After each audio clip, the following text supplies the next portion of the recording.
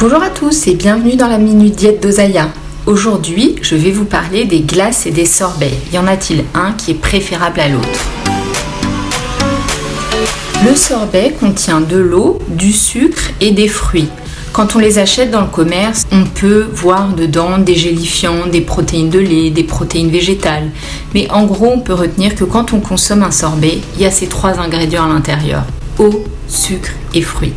Les glaces, quant à elles, contiennent en plus de la matière grasse du lait, de la crème, du jaune d'œuf. Ça peut être juste un ou deux ou les 3.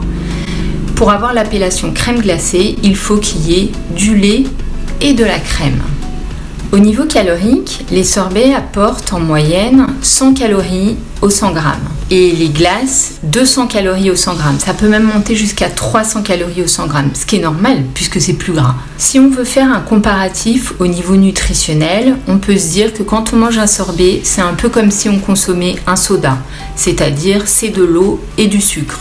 Et quand on mange une glace, c'est un peu comme si on consommait un dessert légèrement sucré. Une tarte au citron, une tarte aux pommes. On n'est pas non plus dans le Queen Yaman ou le cheesecake au chocolat blanc. Alors, lequel des deux choisir?